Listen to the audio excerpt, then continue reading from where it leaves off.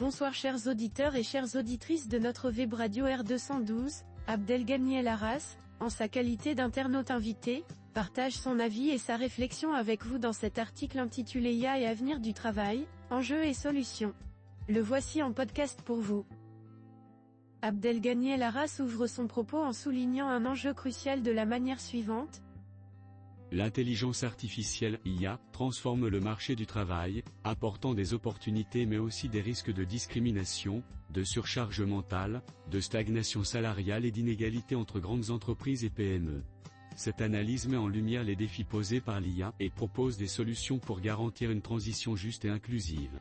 1. IA et discrimination à l'embauche. L'IA utilisée dans le recrutement peut perpétuer ou amplifier les discriminations si elle est mal conçue. Les algorithmes apprennent à partir de données historiques, qui peuvent contenir des biais structurels. Solution pour limiter ces biais, diversification des données, s'assurer que les bases de données d'apprentissage incluent des profils variés et représentatifs. Audit et régulation, mettre en place des contrôles indépendants pour détecter et corriger les biais. Supervision humaine, ne pas laisser une IA prendre seule des décisions d'embauche. Transparence et explication, obliger les entreprises à expliquer les critères de décision de leur IA. Responsabilité des entreprises, former les recruteurs à identifier et corriger les biais. Privilégier des outils d'IA conçus pour favoriser l'inclusion. Mettre en place des recours pour les candidats lésés par une décision automatisée. Poursuivant son analyse, l'auteur met en lumière un paradoxe. Bien que l'IA soit censée simplifier le travail, elle peut aussi générer stress et pression accrue. 2. IA et charge mentale au travail. Si l'IA est censée simplifier le travail, elle peut aussi générer stress et pression accrue. Pourquoi l'IA peut aggraver la charge mentale? Hypersurveillance, certains logiciels mesurent la performance en temps réel, créant une pression excessive. Augmentation du rythme de travail, l'automatisation pousse à exiger plus en moins de temps. Peur de l'obsolescence, de nombreux travailleurs craignent d'être remplacés par des machines. Solution, réguler l'usage de l'IA dans la gestion des employés et limiter la surveillance intrusive. Accompagner les travailleurs dans la transition avec des formations adaptées. Assurer un équilibre entre intervention humaine et automatisation pour éviter une oppression numérique. Notre internaute invité approfondit sa réflexion en abordant un autre enjeu majeur, l'effet polarisant de l'IA sur les salaires. 3. IA et évolution des salaires. L'IA a un effet de polarisation sur les salaires. Les emplois hautement qualifiés liés à l'IA voient leur salaire augmenter. Les emplois facilement automatisables stagnent ou disparaissent. Comment éviter une aggravation des inégalités? Investir massivement dans la formation et la requalification des travailleurs. Inciter fiscalement les entreprises à investir dans le capital humain plutôt que dans l'automatisation. Mettre en place un modèle de redistribution, par exemple en taxant les gains de productivité générés par l'IA pour financer la formation continue. L'auteur souligne une autre réalité de cette manière. 4.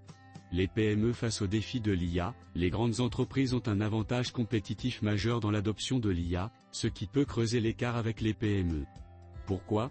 Elles ont les moyens d'investir dans des outils avancés. Elles peuvent recruter des experts en IA, contrairement aux PME qui manquent souvent de ressources. Solutions pour démocratiser l'accès à l'IA pour les PME, développer des solutions accessibles, exemple, IA en tant que service, SaaS. Créer des programmes d'accompagnement et des incitations fiscales pour encourager l'adoption de l'IA. Faciliter les collaborations entre PME, universités et startups spécialisées en IA. Sans soutien, les PME risquent d'être laissées pour compte dans cette révolution technologique. Pour Abdelghany El Arras, l'IA ne doit pas être seulement un levier de productivité, mais aussi un outil d'amélioration des conditions de travail. 5. Concilier progrès technologique et justice sociale. L'IA ne doit pas être seulement un levier de productivité, mais aussi un outil d'amélioration des conditions de travail. 3 piliers pour une IA éthique. 1. Régulation et encadrement, des lois pour garantir que l'IA respecte les droits des travailleurs. 2.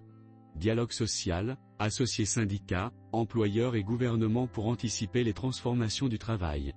3.